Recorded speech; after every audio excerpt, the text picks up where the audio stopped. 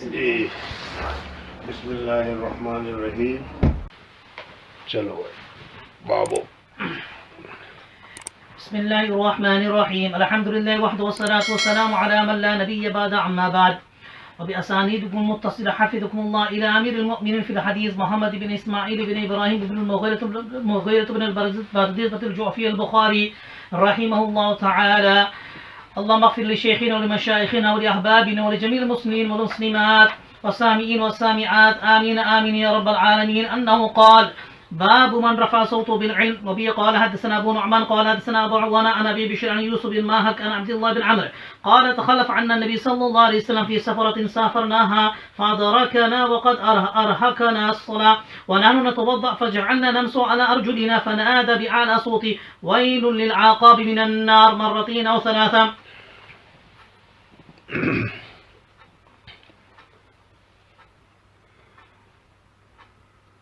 بسم اللہ الرحمن الرحیم.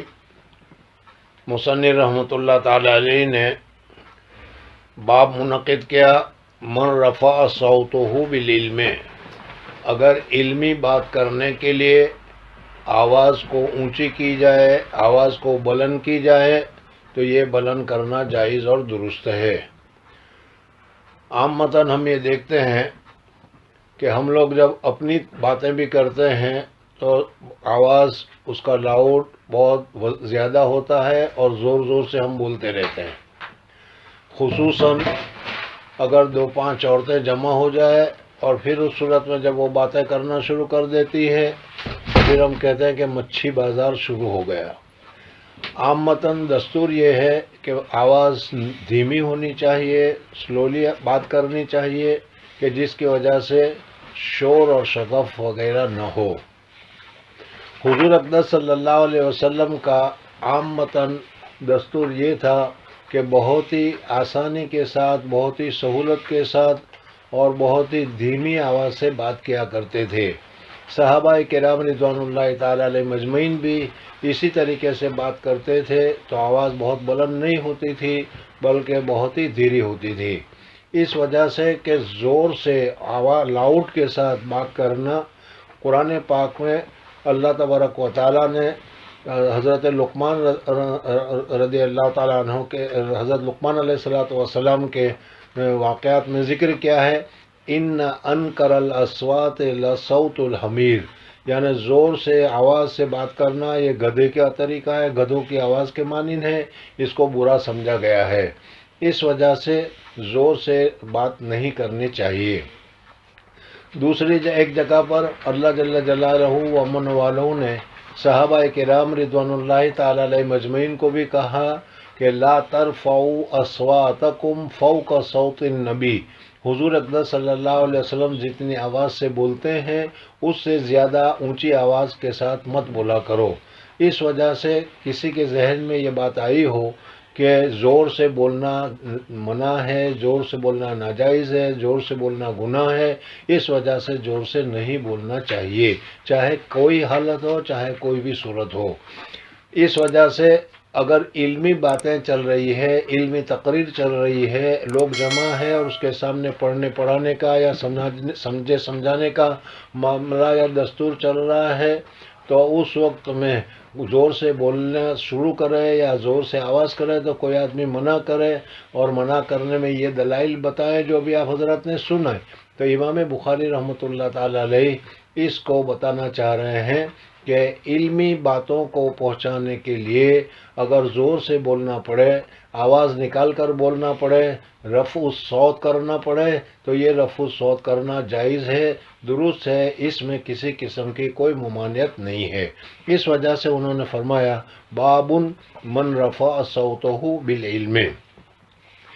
امام بخاری رحمۃ اللہ تعالی علیہ نے حدیث ذکر کی اور اس حدیث میں عبداللہ ابن عمرو ابن العاص رضی اللہ تعالیٰ عنہ، یہ حضور اقدس صلی اللہ حضرت عبداللہ ابن عمرو ابن العاص رضی اللہ تعالیٰ عنہ حضور اقدس صلی اللہ علیہ وسلم کے زہاد، آخرت کو طلب کرنے والے، بہت زیادہ عبادت کرنے والے، بہت زیادہ اللہ تبارک و تعالیٰ کی رضامندی حاصل کرنے کے کام کرنے والے صحابہ میں سے ایک ہے. آگے بھی ان کا تذکرہ آئے گا. انہوں نے رات رات بھر نوافلیں پڑھتے رہتے تھے، دن بھر روزے رکھتے رہتے تھے وغیرہ. تو یہ حضرت عبداللہ ابن عمرو ابن العاص رضی اللہ تعالیٰ عنہ ہوئے. حضرت عبداللہ ابن عمرو ابن العاص رضی اللہ تعالیٰ عنہ فرماتے ہیں کہ ایک مرتبہ ہم سفر میں تھے اور یہ سفر حضور اقدس صلی اللہ علیہ وسلم کا عامتاً جہادی کا تھا. کوئی جہاد کے سفر میں گئے تھے، وہاں سے واپس ہو رہے تھے اور واپسی میں عصر کی نماز کا وقت آ گیا اور عصر کی نماز کا تیاری کی ضرورت پیش آ گئی. تو حضرت عبداللہ ابن عمرو ابن العاص رضی اللہ تعالیٰ عنہ فرماتے ہیں کہ تخلف عنا النبی صلی اللہ علیہ وسلم فی سفرۃ سافرناہا. حضور اقدس صلی اللہ علیہ وسلم کے ساتھ ایک مرتبہ ہم نے سفر کیا، تو اس سفر میں ہم نے کیا ہے حضور اقدس صلی اللہ علیہ وسلم کو پیچھے رکھا اور ہم آگے نکل آئے. فی سفرۃ سافرناہا فادرکنا، اور ہم کو بس حضور اقدس صلی اللہ علیہ وسلم نے پیچھے سے آ کر ہم کو پکڑ لیا، پا لیا. یعنی جیسے عامتاً جب کوئی قافلہ چلتا ہے تو کچھ لوگ آگے ہوتے ہیں، کچھ لوگ پیچھے ہوتے ہیں، اس طریقے سے یہ لوگ سفر میں آگے نکل آئے اور حضور اقدس صلی اللہ علیہ وسلم آہستہ آہستہ پیچھے تشریف لاتے رہے، یہاں تک کہ حضور اقدس صلی اللہ علیہ وسلم صحابہ کرام جہاں پر جمع ہوئے تھے وہاں پر پہنچ گئے. فاد رکھنا وقد ارحقنا الصلاۃ، اور ہماری نماز کا وقت مؤخر ہو گیا تھا، یعنی نماز کا وقت داخل ہو گیا تھا، ابھی نماز پڑھی نہیں تھی، اور اس صورت میں ہم لوگ کیا ہیں تیاری میں لگے ہوئے تھے کہ نماز پڑھنا تھا. فارحقنا الصلاۃ ونحن نتوضأ، اور ہم نماز کی تیاری کے لیے وضو کر رہے تھے. ظاہر بات ہے کہ آدمی زیادہ ہو اور وضو کی ضرورت ہو اور اکثر آدمی وضو کرنے والے ہو تو ہر ایک آدمی جلدی جلدی وضو کر کے تیار رہتا ہے کہ جب حضور صلی اللہ علیہ وسلم تشریف لے آئیں یا امام صاحب آ جائے تو ہم تکبیر اولیٰ کے ساتھ نماز پڑھیں. اس وجہ سے انہوں نے جلدی جلدی وضو کرنا شروع کیا. وَنَحْنُ نَتَوَضَّأُ فَجَعَلْنَا نَمْسَحُ عَلَىٰ أَرْجُلِنَا، بس ہم لوگ جلدی کرنے کی وجہ سے اپنے پاؤں کے اوپر کیا ہے ہلکا سا پانی بہا رہے تھے. مسح کے لوگ بھی مانا تو پہلے آپ حضرات نے سنا ہوگا کتاب الوضو میں کہ ید مبتلا تر ہاتھ کو پھرانا، اس کا نام ہے مسح کرنا.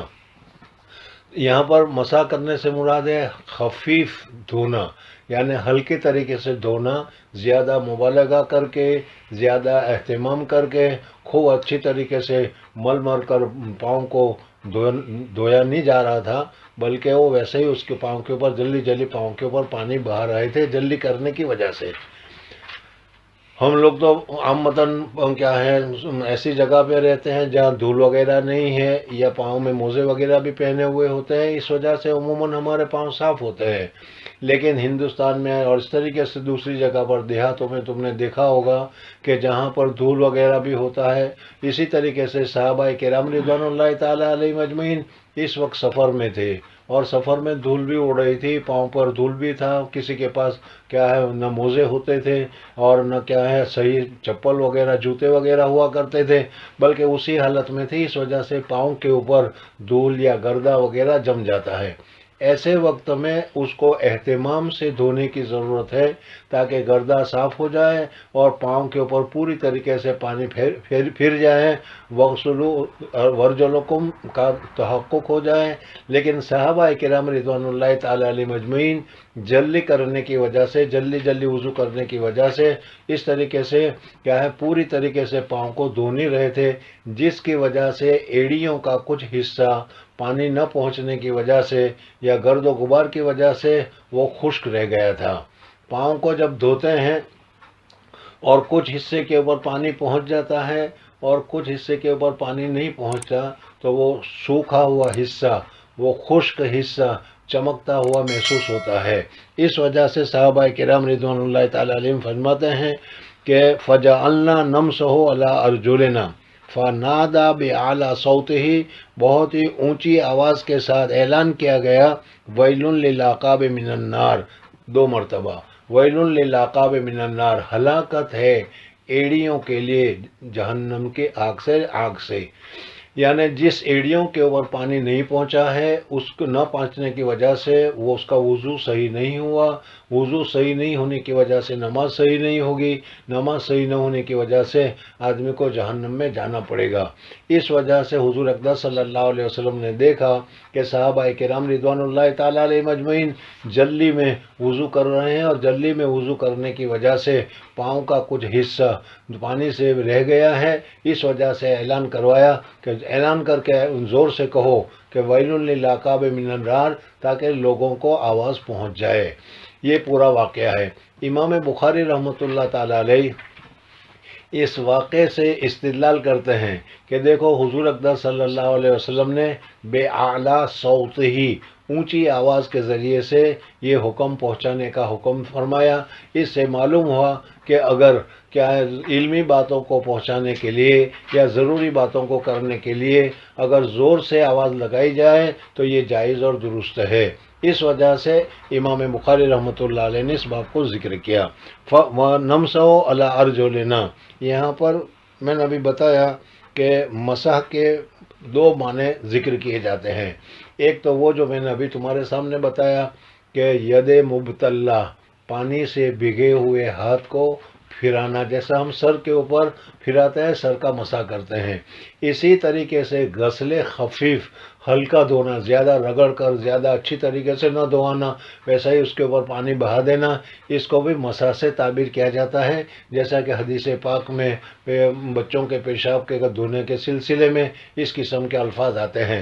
تو یہاں پر وہ پہلا ید مبتلا والا نہیں بلکہ غسل خفیف کا معنی ہے، یعنی پاؤں کو اچھی طریقے سے صفائی کے ساتھ ہم نہیں دھو رہے تھے بلکہ اس کے اوپر ویسے ہی پانی بہا رہے تھے، اور اس پانی بہانے کی وجہ سے پاؤں میں وہ گردہ غبار وغیرہ لگا ہوا ہوتا تھا، اس وجہ سے پانی نہیں پہنچتا تھا، اور پانی نہ پہنچنے کی وجہ سے جہاں پانی نہیں پہنچا وہ جگہ سوکھی اور چمکتی ہوئی محسوس ہو رہی تھی۔ تو حضور اقدس صلی اللہ علیہ وسلم نے فنادا بِأَعْلَىٰ صَوْتِهِ وَيْلٌ لِلْعَقَابِ مِنَ النَّارِ، اونچی آواز سے۔ تو اس حدیث سے معلوم ہوا کہ ضرورت کے وقت اگر ضرورت ہو تو اونچی آواز سے بات کرنا جائز ہے، درست ہے، کوئی ممانعت نہیں ہے۔